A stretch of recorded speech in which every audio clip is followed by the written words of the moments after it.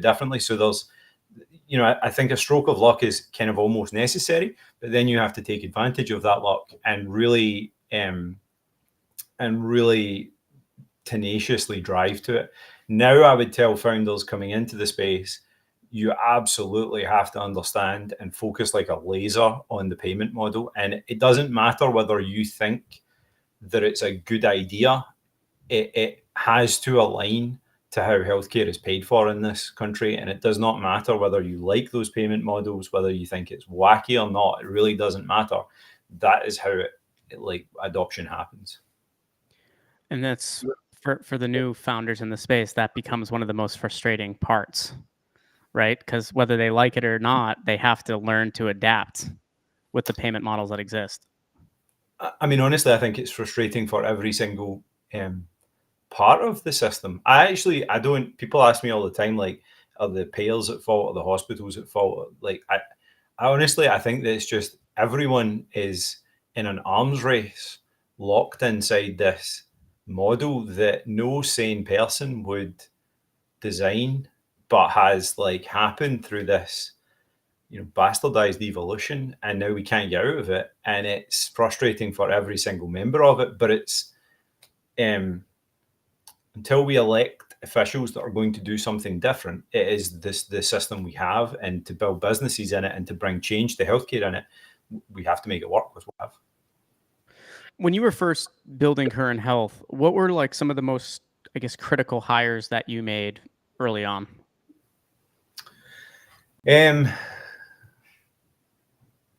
So I think I think I'll tell you my idealized answer first, and then I'll tell you the mistakes we made. So, I think we kept most of our R&D initially in Scotland, still to this day. In fact, most of the Current Health R&D is based out of the UK, some in the US now, but most of it's in the UK. And up until the pandemic, March 2020, April 2020, we really did not have a full-time presence in the United States. We had a pretty big engineering team back in Scotland, and then all of the sales was largely being done by me, going out to the United States and being on a plane and pounding the pavement and meeting as many customers as we could. And I mean, if I would meet anyone and I'd meet them anywhere to try and get into these health systems. We did try and hire commercial talent in the United States earlier than that, and it was completely a failure. And now my biggest learning is that really the founder has to be the one doing, very directly doing and following through on at least the first 2 or 3 deals. And my opinion is they can never leave that sales process, even after, we hired an amazing sales leader in Matt Stark. He's still there at Current Health. Even after Matt came in, I was still deeply involved in pitching and meeting with new prospective clients. So I think don't hire that too early. I think once COVID hit and once we started to pick up our first,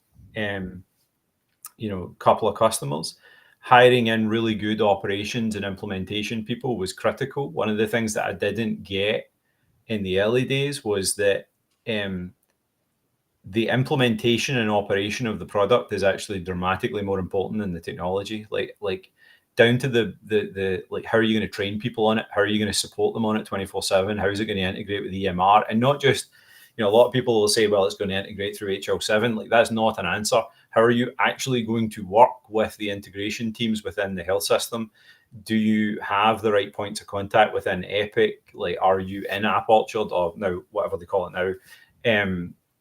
Like, it really gets down into the nitty gritty, and having the right ops and implementation people is absolutely key. The other really important hire for me was my chief operating officer, Richard, who he very much like ran things in Scotland and then ran all of our supply chain and manufacturing and took on a bunch of problems I didn't want to deal with while I was out selling the product. And he was a really amazing force multiplier for me, particularly over COVID, where we were winning. Like, I remember we signed this like crazy $7 million deal in like 2 weeks, and it, was like by a factor of 50 greater supply of our physical hardware than we had ever made. And it was a big bet the company moment Richard was the one who got it done and made sure that we could supply it and deliver it and get it out to the client and made sure it worked. And if he hadn't been there, we wouldn't be here today. I wouldn't be alive today. So someone who can force multiply you, really good implementation talent is so critical to making it work in the health system and making the health system believe in you, even when there are hiccups, which they always are. And then don't hire commercial too early. Like, don't delegate that out.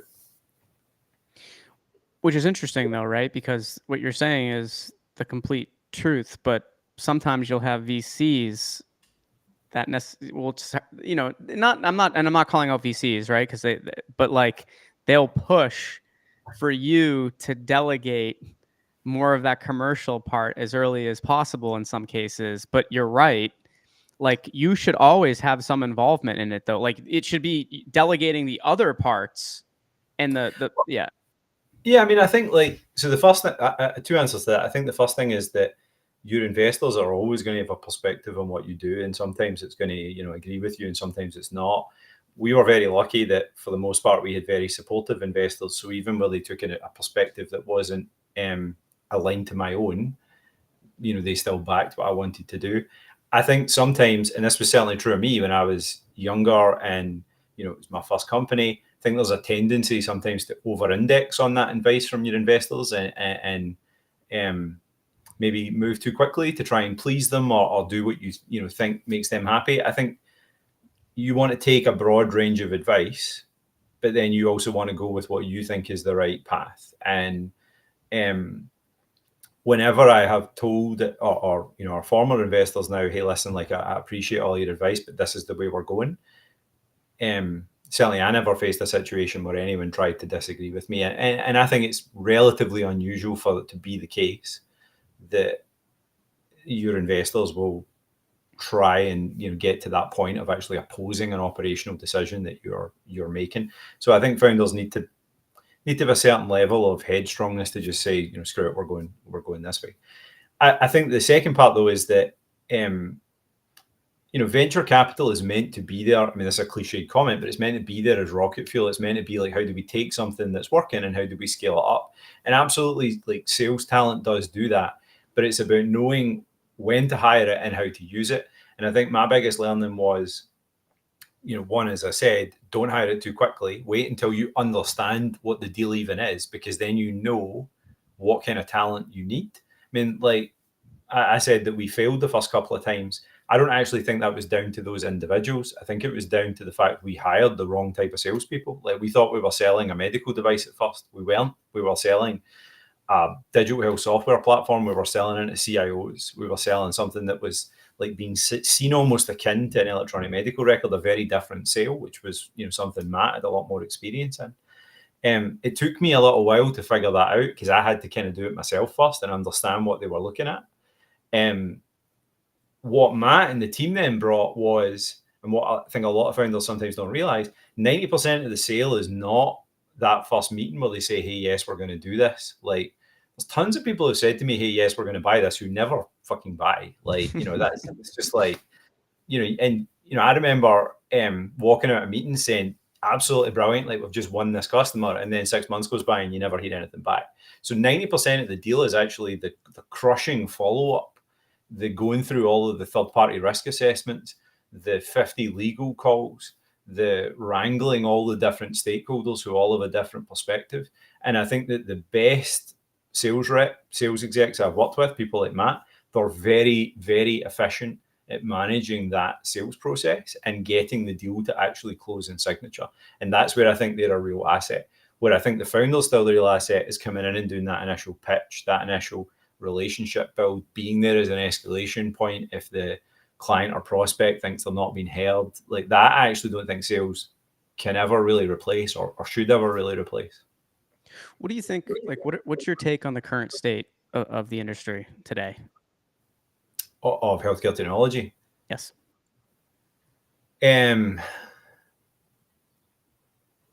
Poor at best, if I'm honest. Like I think there's lots of interesting companies doing lots of interesting things, lots of them with little to no adoption. I think you go to conferences like Vive, and there's 500 companies, and 450 of them you can't actually even tell what they're doing because they hide behind. And honestly, we were guilty of this sometimes too, but they hide behind language that makes it hard to understand. And I think the most important part that is the part I said earlier, which is the budget and finance within. And again, I'm very health system slanted because that's who we sold to be clear. But the budget, I just don't think is necessarily there. Now, on the other hand, I think that there are. I mean, Christina Farr, who you might know, wrote a really interesting piece the other day about some very successful companies in the space who are much more quiet and they just get on with delivering value and are profitable. And I think there are very interesting companies in the space. I do not think it's, in 2021, 2022, suddenly this massive influx of founders coming in, everybody wanted to throw money at it. I think that was a crazy over enthusiastic time. I think healthcare is just one of these places where adoption cycles take a long, long time, and it takes a long time to grow. We took 10 years to grow into a successful exit, but not a mind-blowingly incredible like Facebook style thing, right? Like the 10 years to get, it takes a long time to get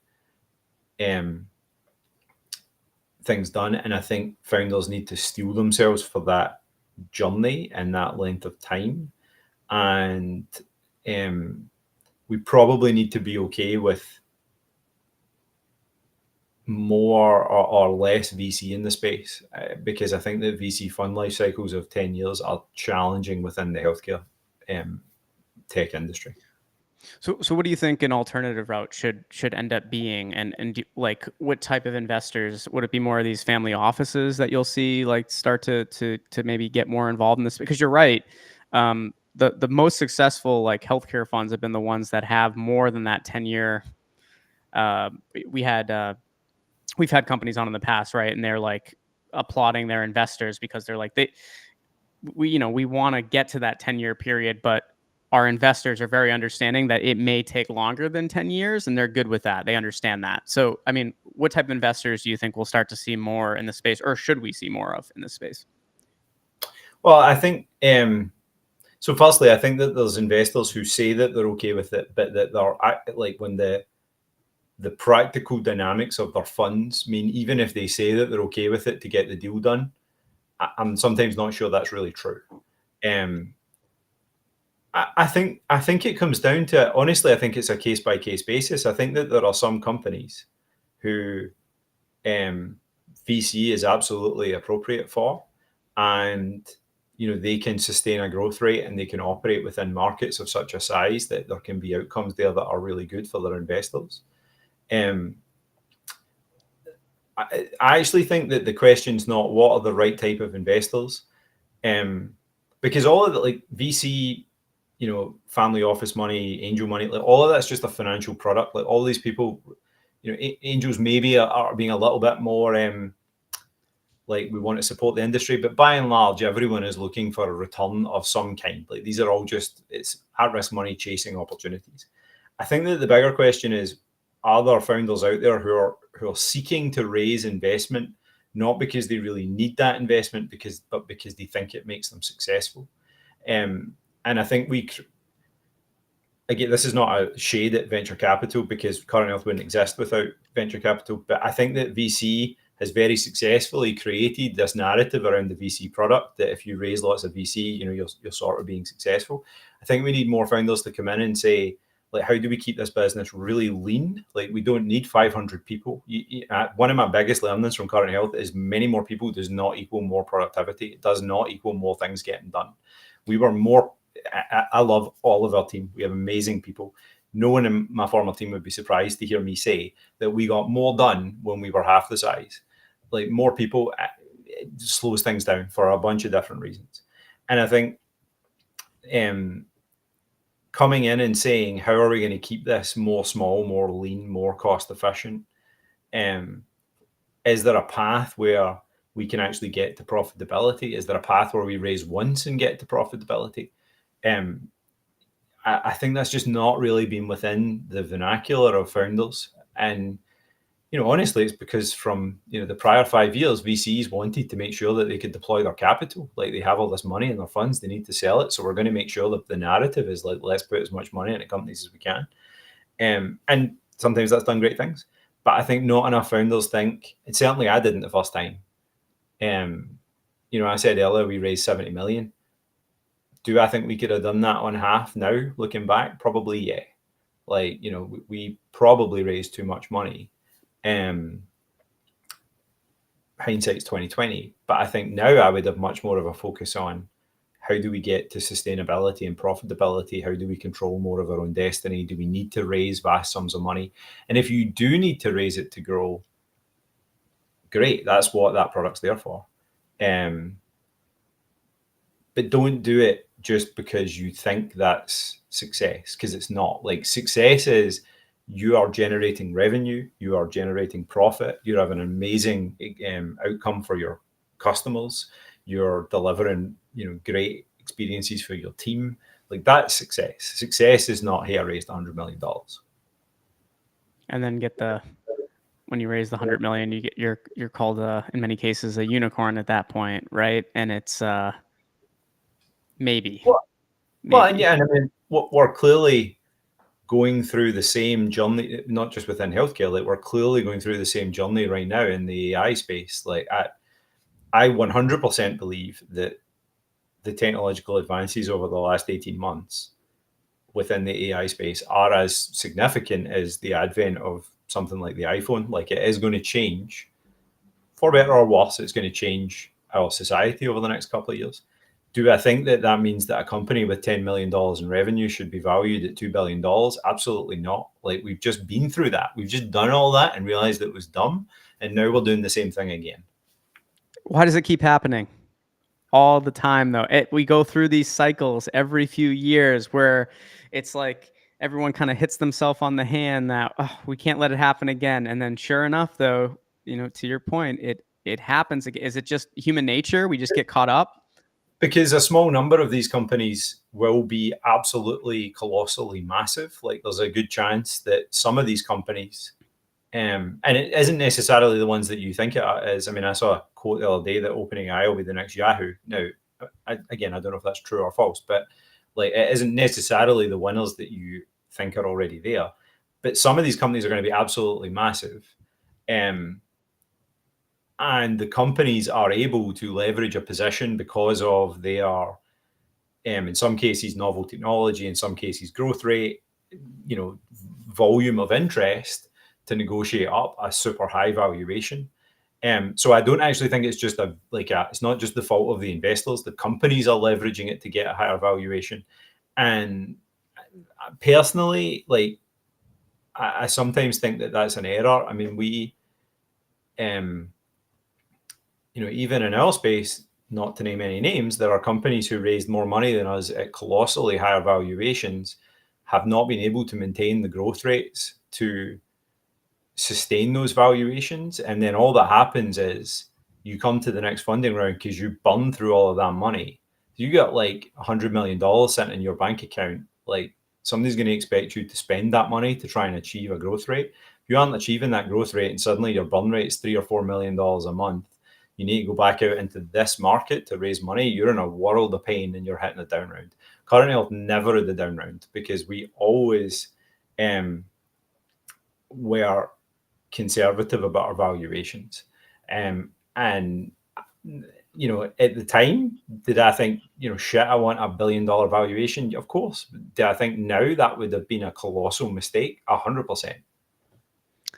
It would have set you up for a hard kind of ditch to climb out of at that point, right? And we see that, and again, not just in our space, we see that with loads of companies now who are faced with huge valuation hurdles and either no acquirers who are willing to pay anything close to that. This is true in healthcare, it's true in broad technology, but acquirers who are not going to pay anything close to it, and investors who are saying, we're not going to, outside the AI space, we're not going to pay those kind of prices now. And Also some of these AI companies, because they don't have much history yet, it's easier for them to raise large amounts of money at higher valuations because they're betting on a vision. Once you have 3 or 4 years of commercials under your belt, you're going back out and somebody's saying, hey, your growth rate's not been 200%, it's been 10%. We're not valuing you at $2 billion anymore. You're worth, $200 million. And suddenly everything's coming home like real quick. Did you ever watch the show Silicon Valley? Yeah. Just I think back when you say comments like that, though, the ridiculousness of when they're like, we need to make revenue, and he's like, revenue. Why would you want to, you're a pure play if no, but it's to your point though. It's there becomes certain expectations, right, when things start as the years start progressing. It is actually true. Like the more I so I laughed at that comment at the time. Yep. But now I actually understand it, to be honest, because the more data you have, the easier it is to assess you. And in certain spaces, that rightly or wrongly, may prove a barrier. But the more you have to display, the more you have to show, the easier it is for people to then assess what destination they think you're going to get to. Yeah, a lot of people, by the way, that watch that show in the entrepreneur world said it hits a little too close to home because while it is a comedy and it is funny, there are some very good depictions of exactly what the whole life cycle ends up looking like. Yeah, I mean, I think the thing I think is funny is I think there's a whole bunch of like straight technology founders who are coming in now or have come in over the last couple of years into healthcare, who have like that kind of like mindset of these people in healthcare are idiots. They don't know what they're doing. We're going to come in. We're going to build massive businesses here because we are like, super awesome.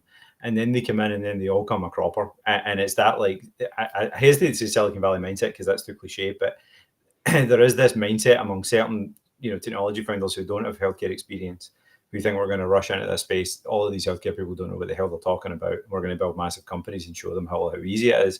To a certain extent, I think you see even big companies like Apple coming in with that mindset and suddenly realizing that this is a very complicated landscape with massive entrenched interests. And at the end of the day, patients who are at the most vulnerable moment in their lives, they're the end receiver of all of this. And I have met founders with this very arrogant attitude that really it's just that, there hasn't been smart people in healthcare before. And then they come in and realize that actually maybe that's not true. And a lot of them come a cropper. I just think it's so interesting because then you even have people that they bring on all the best people when you look at like obviously what happened with Walmart Health and I was actually when I was living in Boston, I was in the same office as when they started Haven. Remember Haven? Yeah. So when they were hiring everyone, and it was like you couldn't tell anyone that they were in the office, but they were in the co-working space, right? So you're seeing all the people interviewing, and most of the people were not actually from healthcare. They were bringing in the smartest people from every space, right? But to your point though, there was a level of arrogance that they're smart, they're tech people, they're going to come in and they are going to innovate in healthcare. And I think people quickly realize that it is very, very difficult to do that in the healthcare space. More likely to do it in another industry, right? With no experience being smart and then being able to create something sustaining. Yeah, I mean, I'm going to separate those two because I think the Walmart team, I personally feel sad that Walmart didn't make it work. I thought they had a real shot at it. I think that I think it's very difficult for super large companies like Walmart they see this massive healthcare market, and they think, well, that looks attractive for us to go in and grow in. And then because they're so large, it requires them to place colossally large bets and achieve colossally large outcomes if they're actually going to move the needle on their share price. Like the days of public companies really making for the most part, making long-term strategic investments is done. Like we're in the era now of like Milton Friedman, where it's like, what's the next quarter's share price going to be? One of the reasons I really respected Best Buy was, I felt they were making this super long-term bet that they didn't, they weren't really sure when it was going to pay off. They knew it was going to take a long time. I don't think many public companies do that anymore. I think the challenge is that you're Walmart and you say, well, we have to move the needle on share price. We have to move the needle on OI. We have to move the needle on EPS. So therefore, we have to go large. So you go into the market and you open as many clinics as you can, and you target every possible population that you can. And you take on a business model that is the simplest possible, which means they go into fee for service, not risk. And I think, everyone is saying this now, but like fee for service, primary care in isolation of secondary care procedure volume is not profitable. So it was going to be really hard for them to make it work. Had they went in and say focused exclusively on Medicaid and duals and taken on risk, I think that could have been much more interesting. But would that have been a sizable enough chunk to move the needle on their revenue and their profit? I don't know, and I think that would have been that's a hard decision for them to make. I think things like Haven is a completely different thing. I think you there have that institutional arrogance, if you like, that really it's just most people in healthcare right now are dumb. They're not. They're just living in this really difficult landscape, and we're going to come in and we're going to hire all these really smart people, and we're going to fix it. And then I think that one of the most common mistakes I see these companies making is they're hiring people who've never really built something from the ground up. There's like an adage of like different people for different stages, and I think it's really, really true. And I think that they hire people who have operated these really big, successful entities, but never built something from zero. And it's a very, very different skill set to build something from zero, regardless of how much financial backing you have. It's just a completely different game that you're playing when it's zero versus something that's large and established. And it's the level of comfort. You can never get comfortable if you haven't been in that position before. Like you can try, right? And you can have people that are smart. And that's not to say that some won't figure it out that came from a big company and never built something from the ground up, but still. No, 100%. I mean, there are people that I know that can do it. And I mean, you have even someone like the CEO of Facebook and Mark Zuckerberg, who started the company, is now growing, are now running, one of the most valuable companies on earth. So it's absolutely possible, but I think these people are outliers. And what I often see is companies come in and it's not that they're hiring one or two people who are like that. Like everyone is like that. They've only operated inside these big entities, and then suddenly they're trying to build something from scratch. And I just think it's a very different skill set. Yeah, and it's hard. Like the only really education to get comfortable with it is to actually do it, right? The hands-on experience. It's very hard to pick that up and be able to be successful with not having scaled something from nothing to something large. Yeah, 100%. All right, let's get to the next piece as we wrap up here in terms of, what are you thinking? I know, there's a bunch of things you're probably thinking through, but what can you share with us in terms of what excites you in the market today, or even outside of the health kind of IT space? Do you have any inkling for what you're hoping to do next? And also, how has it been relaxing a little bit too? Because that's something you haven't done in many years, I'm sure. It's funny. I've met a bunch of founders now that have sold their companies, and everyone describes going through almost like a identity crisis, which is completely true for me. Like suddenly you go from, being really busy and being involved to like being kind of like irrelevant and, off to the side and not really doing anything anymore. So there's definitely like this weird like identity crisis that happens when you leave.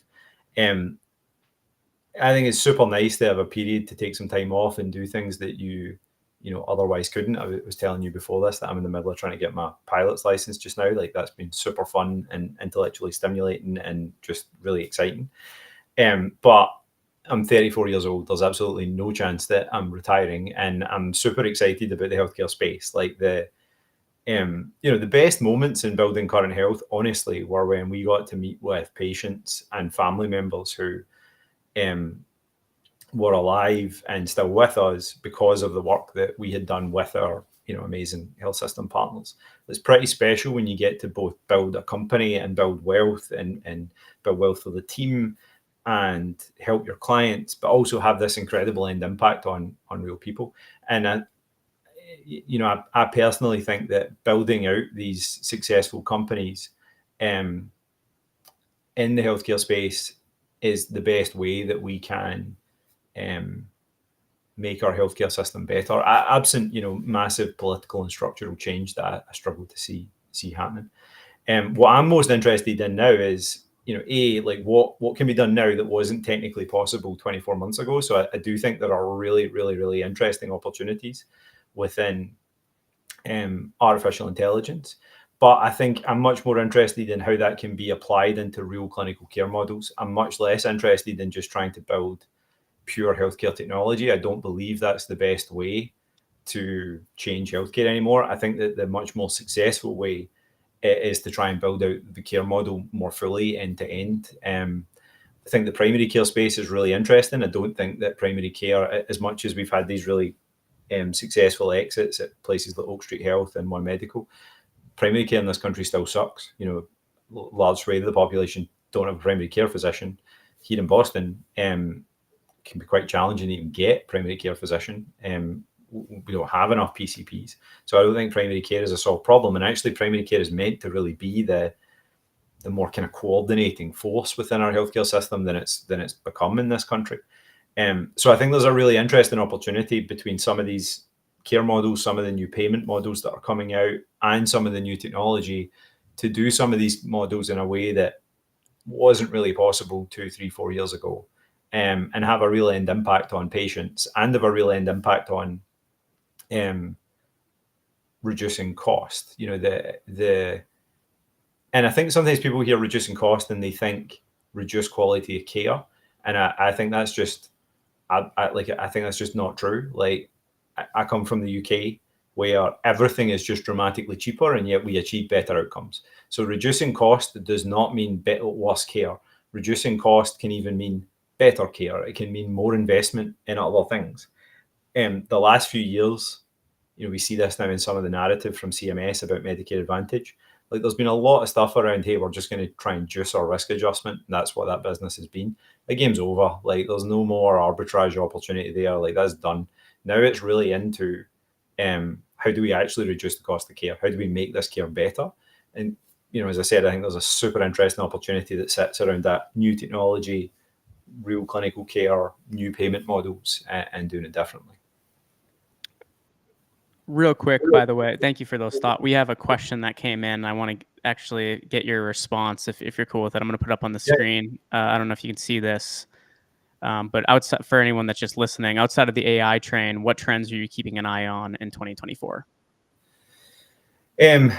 So I think my answer here is probably going to be less technological, because I think that as the question says, like the technological ones are kind of obvious. Like I think AI is going to continue to consume the mind share from a technology perspective for the next couple of years at least. And I think if we go to, I'm assuming if you go to Vive or Health this year or whatever, like every single startup is going to find a way of saying AI on their stand. I think so Medicare Advantage, I think, is going to be interesting because you have domination by 3 or 4 major players like UHG and Humana, but possibly more headwinds. CMS making noises about risk adjustment, higher outpatient utilization than they have historically seen, that's driving worse off medical loss ratios. Sort of depends how that plays out. Like, Trump was very pro Medicare Advantage. Biden has been pretty pro Medicare Advantage, but maybe slightly less so. If CMS was to get tighter on risk adjustment, that market might become less attractive. Even still, they think it's going to grow to like 60% by 2030. The reason I mention that is I think some of the outcomes of what happens with Medicare Advantage over the next couple of years will govern some of the other payment models that are out there. So I think what happens with Medicare Advantage is going to be really, really interesting. I think the second thing is, I don't want to say value-based care because everyone says value-based care, but some of the new payment models that are coming out, and even some of the older payment models, things like PACE, which is a CMS program, programs for all-inclusive care of the elderly.